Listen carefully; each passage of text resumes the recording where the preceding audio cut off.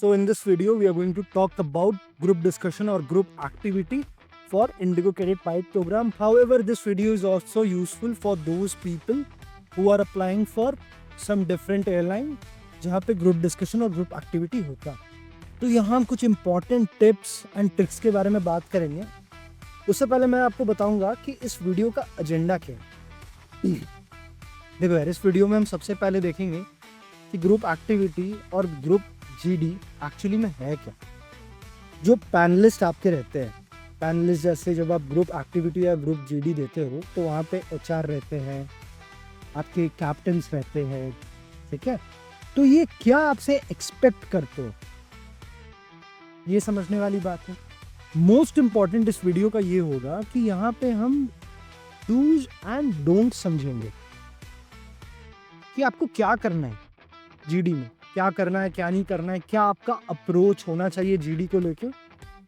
And this is very important, ये please अच्छे से समझना. यही आपका 99% लोगों का यही इशू है कि उनको पता ही नहीं है क्या करना है क्या नहीं करना है. चौथा क्या है, चौथा हम देखेंगे एग्जाम्पल से समझेंगे कि बेसिकली एक एग्जाम्पल से समझेंगे कि डूज एंड डोंट्स कहाँ अप्लाई होगा, कैसे जीडी आते हैं. ओके. और फिर लास्ट में मैं आपको ये बताना चाहूँगा कि इंडिगो कैडेट पायलट प्रोग्राम से रिलेटेड मैंने काफ़ी सारे वीडियोस अपलोड किए हैं, जैसे एडाप्ट हो गया, जैसे सीवी मेकिंग हो गया, जनरल क्रेडिट के बारे में, और इन फ्यूचर और भी वीडियोस आएंगे. जैसे ये मैंने जीडी के ऊपर डाला है, पीआई के ऊपर भी आएगा, ग्रूमिंग के ऊपर भी आएगा. सो आप डिस्क्रिप्शन में आप देख सकते हो वो प्लेलिस्ट का लिंक, और इन फ्यूचर स्टे अपडेटेड. तो अब चालू करते हैं. देखो, सबसे पहले तो आप एडाप्ट देखो. जब आप एडाप्ट क्वालिफाई कर जाते हो तो आता है आपका ग्रुप एक्टिविटी. ठीक है. एक्चुअली में वो ग्रुप डिस्कशन नहीं है, ग्रुप एक्टिविटी है. ठीक है, क्योंकि यहाँ पे आप टीम वर्क का बहुत ज़्यादा उपयोग करते हैं, तो ग्रुप एक्टिविटी हम बोलते हैं. हाउएवर बोलचाल भाषा में हम group activity group discussion same बोल देते हैं. However it's a group activity. ठीक है. यहाँ पे हम लोग बात करेंगे इस चीज़ के बारे में. जब आप ग्रुप एक्टिविटी क्वालिफाई कर जाते हो तब आप आते हो पर्सनल इंटरव्यू, और जब पर्सनल इंटरव्यू हो जाता है तो आपका LOI सेरेमनी होता है, LOI साइनिंग इवेंट होता है. तो अभी हम ग्रुप एक्टिविटी के बारे में. अब देखो, ग्रुप एक्टिविटी काफ़ी इंपॉर्टेंट इसीलिए हो जाता है क्योंकि जो पैनलिस्ट है, जैसे पैनलिस्ट में आपके HR रहते हैं, आपके कैप्टन रहते हैं, ठीक है, कोई और भी इंडिगो के कोई और प्रोमिनेंट मेंबर्स हो सकते हो. ठीक है. तो पता है वो बेसिकली क्या देखना चाहते हैं, वो देखना चाहते हैं कि आप में लीडरशिप स्किल है या नहीं है, आप में टाइम मैनेजमेंट है या नहीं है, आप में कॉन्फ्लिक्ट रेजोल्यूशनरी स्किल है या नहीं. इसके अलावा वो देखना चाहते हैं कि आप कितने काम हो और कितने पॉइज्ड हो, आपका एंगर इश्यू तो नहीं है. ओके. ये सब वो देखना चाहते, यही सब देखना चाहते. कुछ चीज समझने वाली बात है जो आपको यहाँ समझनी होगी. अगर मैं आपको एक एग्जांपल दें, सपोज करो कि उन्होंने एक ग्रुप एक्टिविटी आपको दिया. ग्रुप एक्टिविटी में सपोज करो ऐसा ही ग्रुप एक्टिविटी आएगा कि कैसे मैं बताऊँ एक एग्जांपल. ओके. ग्रुप एक्टिविटी ये आएगा कि एक शिप जा रहा था. ठीक है, एक शिप एक सी में जा रहा था. नदन सी का हम एग्जांपल ले लेते. नदन सी के पास जा रहा था और अचानक वो शिप टूट जाता है. ठीक है, क्रैक आ जाता है. तो शिप तो आपका सिंक होने लगेगा. सिंक हो रहा है शिप, सिंकिंग शिप हो गया वो. अब यहाँ पे ना टोटल अगर देखा जाए तो कितने मेंबर्स ऑन बोर्ड थे, यहाँ पे टोटल सोल ऑन बोर्ड कितने थे, सपोज करो 10 थे, 10 पीपल थे. ठीक है. बट एक सर्च एंड रेस्क्यू बोट आता है बचाने के लिए. This is search and rescue boat. But search and rescue boat की जो सेविंग कैपेसिटी है या सिटिंग कैपेसिटी है, आप कुछ भी बोल लो, वो कितना है? वो सिर्फ 5 है। तो ग्रुप एक्टिविटी ये होता है ना कि इन 10 में से आप किन 5 को सिलेक्ट करोगे, ये ग्रुप एक्टिविटी है। पैनलिस्ट जानना चाहते हैं आपसे कि आपने जो 10 में से 5 लोगों को सिलेक्ट किया, उनका रीजन क्या है। कुछ तो सोच के ही आपने सिलेक्ट किया होगा ना। इन 10 लोगों के बारे में आपको इन डिटेल डिस्क्रिप्शन दिया जाएगा, ठीक है, इन डिटेल डिस्क्रिप्शन होता है। और फिर आप 5-10 लोग जितने भी एक टीम में होंगे, उनको डिसाइड करना है कि इन 10 में से 5 लोग को आप सिलेक्ट करेंगे जो डिटेल आपके पास दिया हुआ है उनके बेसिस में। पैनलिस्ट को जानना है कि आप आपस में बातचीत करो, रीजन दो एक दूसरे को कि हाँ यार, अगर इस पर्टिकुलर बंदे ने, सपोज करो आपके टीम में अगर 5 लोग हैं, 5 लोग मिलके जीडी कर रहे हैं, तो उनमें से कोई एक बंदा अगर श्याम को सिलेक्ट कर रहा है, तो what is the reason behind selecting Shyam? Ram को सिलेक्ट क्यों नहीं कर, वो देखना चाह रहे। वो खुद बोलते हैं, जो पैनलिस्ट आते हैं ना, वो खुद बोलते हैं कि भाई पैनलिस्ट डिजायर, ठीक है, वो खुद बोलते हैं कि यार देखो, मेरे को ना थोड़ा सा हल्का सा माइन्यूट सा कॉन्फ्लिक्ट चाहिए। माइन्यूट मैं बोल रहा हूं वो इसीलिए क्योंकि यस सर वाला आदत नहीं होना चाहिए कि हाँ भाई जो सामने वाला बोला मैंने बोला हाँ वो सही बोल रहा है। नहीं, थोड़ा सा कॉन्फ्लिक्ट चाहिए। क्यों कॉन्फ्लिक्ट चाहिए? ताकि कुछ पता चले ना, कुछ एक्स्ट्रा आइडियाज उभर के निकले। ओके, ऐसा नहीं होना चाहिए कि एक मेंबर ने बोला कि हाँ यार हमें इनको सिलेक्ट करना चाहिए क्योंकि ये पर्टिकुलर रीजन है, और दूसरे लोग ने बोला हाँ जी उसको सिलेक्ट कर लो। तो ये बात नहीं होना चाहिए। एक पर्टिकुलर आपके पास रीजन होना चाहिए। अगर आप उस रीजन से सहमत नहीं हो तो आप बोलो। बोलने का भी तरीका होता है। कभी कभी क्या होता है ना कि कोई आपके टीम में ऐसे मेंबर्स होंगे कि उनका आंसर आप सुनोगे ना तो आप हंस दोगे। मतलब लिटरली हंसना मत, मतलब आपको लगेगा यार क्या वेग आंसर दे रहे हैं यार, मतलब क्या फालतू आंसर दे रहे हैं, कोई मतलब ही नहीं पड़ता है इन आंसर का। तो अगर आप उनसे सहमत नहीं हो, अगर आप उनसे एग्री नहीं करते हो, तो आपको रूड नहीं होना है। आपको प्यार से 2-3 लाइन है उनका यूज करना। जैसे आपको बोलना, अगर आप उनसे सपोज करो एग्री नहीं हो, तो आप बोल सकते हो कि I absolutely understand you my friend. However, I would like to add some more point. ये आप बोल सकते हो। या आप बोल सकते हो कि I partially disagree with you because so and so reason. ये बोल सकते हो आप। I completely understand you. However, I would like to add a few points. ये सब आप कुछ टर्म्स यूज करके, कुछ सेंटेंस यूज करके आप बात कर सकते हो। आपको सीधा ब्लंडर नहीं करना है कि सीधा आप जो वो सामने वाला आपका टीम मेंबर बोल रहा है उनकी बात कोई कंप्लीटली नकार दो। ऐसा नहीं करना है, ठीक है। अब समझो जीडी में होता क्या। देखो जीडी में बेसिकली कितने मेंबर्स, मतलब एक जीडी में हम कितने लोग होंगे, कितने कैडेट एस्पिरेंट्स होंगे, वो कंप्लीटली इंडिगो डिसाइड करता है, वो पैनल डिसाइड करते हैं, ठीक है। तो सपोज करता हूं, मैं मान के चलता हूं कि टोटल 5 बंदे हैं। 5 बंदे, ये पैनलिस्ट नहीं है, ये स्टूडेंट्स है, कैडेट्स है, फ्यूचर कैडेट्स है, ठीक है। इन 5 बंदे को ना एक टॉपिक दिया जाता है, और टॉपिक लिमिटेड अमाउंट के लिए दिया जाता है। लिमिटेड अमाउंट मतलब या तो आपको एक पेपर दिया जाएगा जिसमें टॉपिक का होल डिस्क्रिप्शन होगा, या तो एक स्मार्ट बोर्ड लगा हुआ होगा जिसमें आप टॉपिक ओवरव्यू कर रहे होंगे। मतलब यहाँ पे आपको ओवरव्यू करना है, ओवरव्यू करना है आपको टॉपिक, ठीक है, विद इन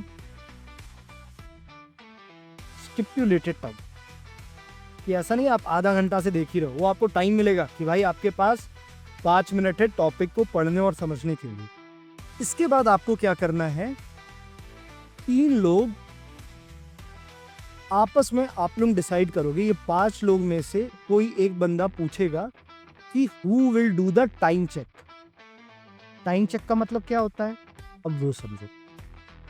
देखो टाइम चेक क्या होता है ना, कि आपको जो जीडी का टॉपिक मिला है या ग्रुप एक्टिविटी का जो टॉपिक मिला है डिस्कस करने के लिए, वो तो अनंत काल के लिए नहीं मिला है। उसको कोई स्टिपुलेटेड टाइम में ही आपको कवर करना है, डिस्कस करना है। तो सपोज करो आपको कैप्टन ने टाइम दिया कि यार 5 मिनट आपके पास पढ़ने का टाइम है, टॉपिक गो थ्रू करने का टाइम है, और आपको 7 मिनट्स के अंदर ये टॉपिक डिस्कस करके आपस में खत्म करना है। तो जो बंदा टाइम चेक की जिम्मेदारी लेगा ना, वो ये देखेगा कि हम टॉपिक 7 मिनट्स के अंदर खत्म तो कर रहे हैं ना। तो आप लोग आपस में पूछोगे कि who will do the time check, तो कोई एक बंदा हाथ उठाएगा, 2 बंदे हाथ उठाएंगे, आप लोग आपस में डिसाइड कर लेना कि टाइम चेक कौन कर रहा है। टाइम चेक वाले का काम यही होता है कि अगर टॉपिक का टाइम लिमिट मिला है 7 मिनट के अंदर खत्म करने का, तो 7 मिनट के अंदर ही खत्म करना है। आपको रिमाइंड कराते रहना है उनको। अब रिमाइंड भी ऐसा नहीं कि हर 1 मिनट बाद आप रिमाइंड कराओ, 2 से 3 बार आप रिमाइंड करा सकते हो। एक रिमाइंड कब कराओगे? एक रिमाइंड कराओगे जब 2 मिनट कंप्लीट होने लगेगा, तब आप पहला रिमाइंडर दोगे, ठीक है। दूसरा रिमाइंडर आप कर दोगे, दिस इज फर्स्ट रिमाइंडर। दूसरा रिमाइंडर आप कब दोगे? फिर 3 मिनट बाद दोगे, ठीक है। This will be your second reminder. Third reminder आप कब दोगे? जब आप 5.5 मिनट या 5 मिनट हो जाए। तो आप रिमाइंडर क्यों दोगे? आप दोगे कि भाई अब कंक्लूड करना चालू कर दो, क्योंकि सब कंक्लूड भी तो करेंगे, कोई एक बंदा कंक्लूड भी तो करेगा, ठीक है। तो ये टाइम चेक वाले का काम होता है। दूसरा, एक तो टाइम चेक हो गया, दूसरा हो जाता है कि who will introduce the topic. Topic का इंट्रोडक्शन कौन करेगा? ये सब टास्क बहुत बड़ा होता है। Introduction, conclusion, time check. Introduction में क्या होता है, आप डिसाइड करोगे कि यार who will do the introduction, who will do the time check, who will do the conclusion. तो सब हाथ उठाएंगे, बोलेंगे कि I would like to do the introduction, I would like to do the conclusion, I would like to do the time check. तो introduction में आपको क्या करना है? आपको टॉपिक अभी सबने अकेले पढ़ा था, आपको इन शॉर्ट वो टॉपिक को सबको दोबारा बताना है, इन शॉर्ट।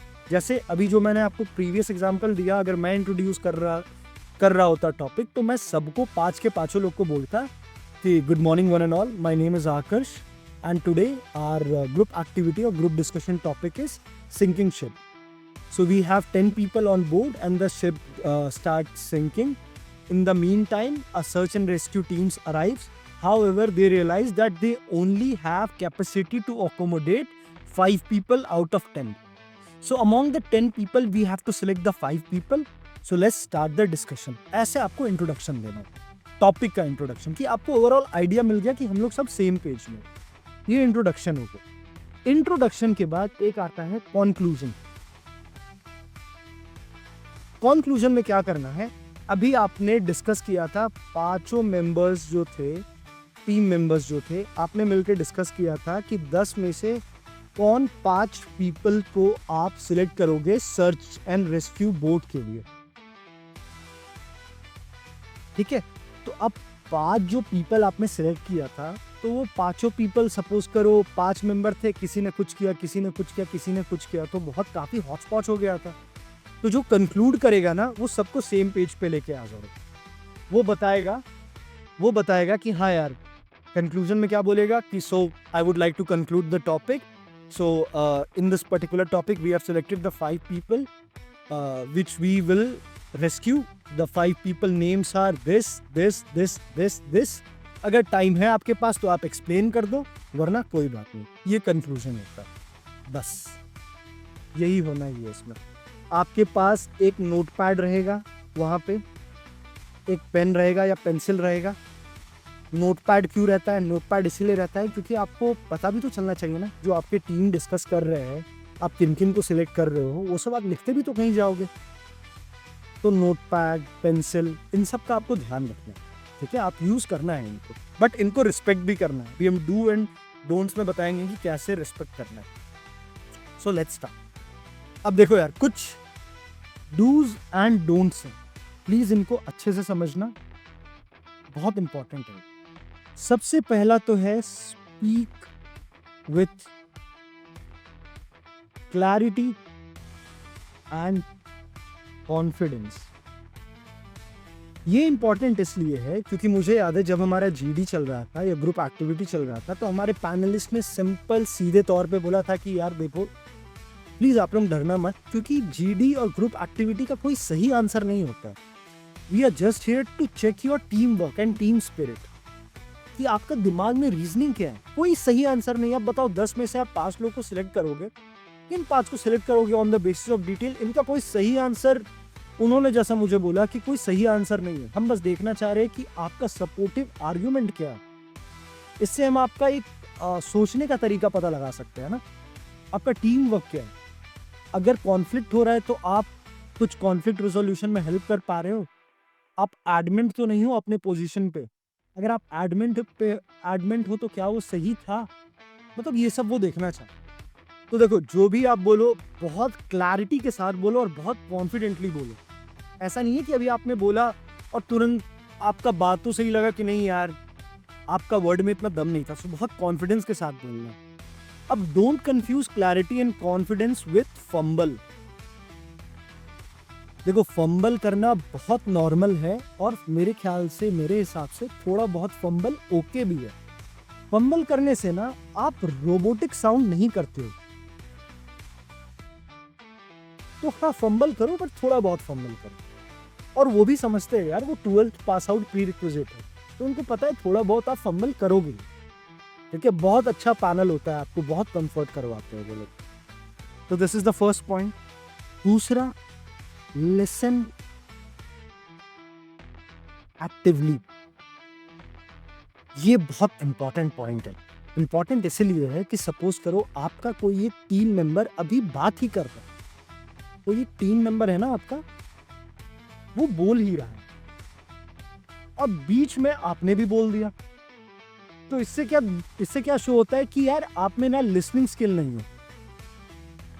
आपकी लिसनिंग स्किल नहीं है, आप बहुत इम्पल्सिव हो, आप सुनना, आप अच्छे लिसनर नहीं है, आपको सिर्फ बोलना है। तो this is a very negative impact. ये बहुत ज्यादा नेगेटिव इम्पैक्ट देगा आपके पैनल को।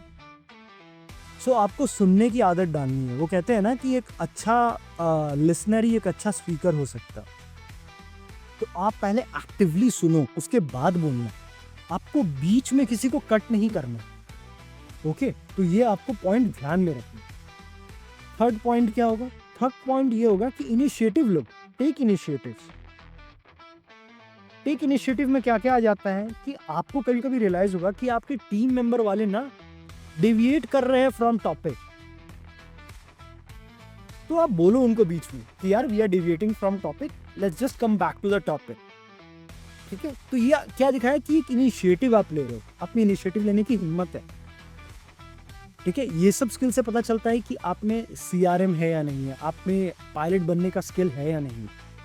आप इनिशिएटिव ले रहे हो, डेविएट नहीं होने दे रहे हो टॉपिक पे, प्लस आप दूसरे को भी सपोर्ट कर रहे हो। फॉर एग्जाम्पल कैप्टन इन सब पे भी नंबर देते हैं। फॉर एग्जाम्पल आप देख रहे हो कि 5 मेंबर आपके टीम में हैं और सब बोल रहे हैं बट 1-2 लोग बोल नहीं रहे, तो एक इनिशिएटिव आप ये भी ले सकते हो कि आप जो बंदा बोल नहीं रहा है आप उसको बोल सकते हो कि buddy it's been a while you haven't given any input, would you like to add some points.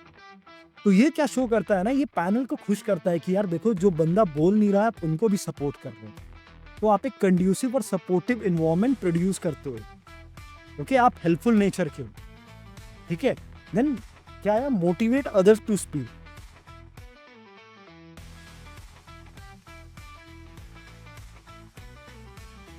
ठीक है, ये सब इनिशिएटिव का पार्ट हो जाता है। 14 क्या हो जाता है, बी रिस्पेक्टफुल। बी रिस्पेक्टफुल क्यों? रिस्पेक्टफुल आपका होना बहुत जरूरी है। वहां पे आपको प्रोफेशनलिज्म दिखाना है। ठीक है, बहुत आपको अच्छे से सज्जन पुरुष जैसा बात करना है। वहां पे आपको अपने टीम मेंबर, अपने पैनलिस्ट के प्रति बहुत ज्यादा रिस्पेक्ट शो करना है। ठीक है, तो आप ये कैजुअल टर्म यूज मत करना। ओके, वहां पे आपके पास टैग होगा, सबका नेम लिखा हुआ होगा, आप प्यार से नाम लेके बुलाना, बहुत रिस्पेक्टफुल आपको रहना। ठीक है, अबे, साला या कोई ब्रो, बडी, अभी जैसे मैंने बडी बोला, ये सब कुछ नहीं बोलना, आपको प्रॉपर नाम लेके बोलना। ठीक है, बहुत रिस्पेक्टफुल रहना है। स्टे रिलेवेंट तो मैंने बता दिया। उसके बाद एक बहुत ज्यादा इंपॉर्टेंट पॉइंट होता है, use aviation awareness if relevant. देखिए एविएशन अवेयरनेस क्या हो गया, सपोज करो कि एविएशन अवेयरनेस, सपोज करो 10 लोग जो डूब रहे थे, जो सिंक कर रहे थे बोट में, उनमें से कोई एक लोग, सपोज करो उसका नाम था Raju. Okay, Raju has a skill that he is a good navigator, वो नेविगेशन में काफी अच्छा, ठीक है। तो यार जब आप सोचो सिंकिंग शिप वाले कंडीशन में नेविगेशन अच्छा है और सेम टाइम पे आपको बोल दिया कि जो सर्च एंड रेस्क्यू टीम जो आया था आपको पिक करने के लिए, वो कोई अच्छे नेविगेटर को लाया ही नहीं अपने साथ। ऑल्दो ऐसा नहीं होता, बट सपोज करो मैं एक कंडीशन मार दिया, तो आपको नहीं लग रहा है कि ये राजू बहुत फ्रूटफुल साबित होगा?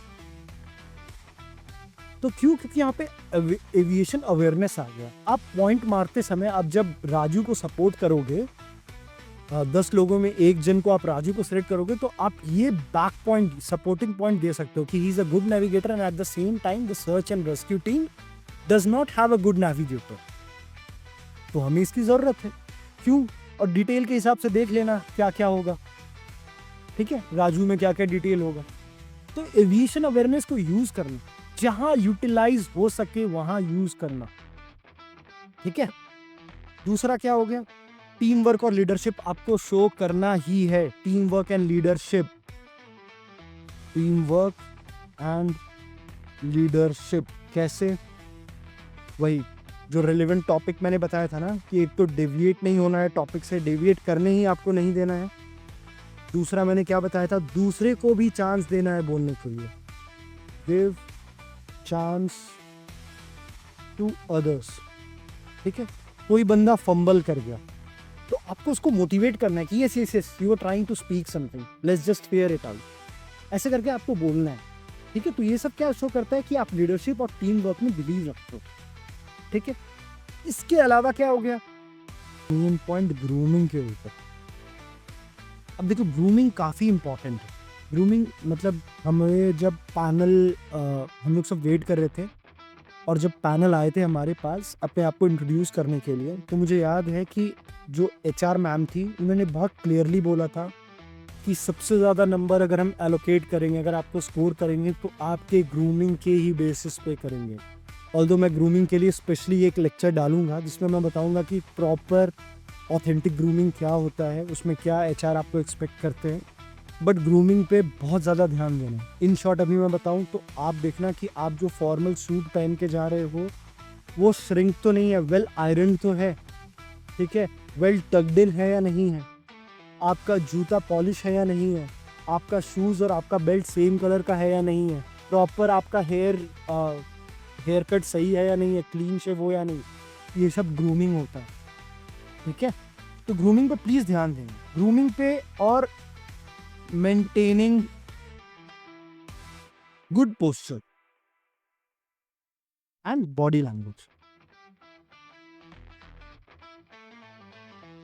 ये भी इंपॉर्टेंट। पोस्चर और बॉडी लैंग्वेज भी काफी इंपॉर्टेंट।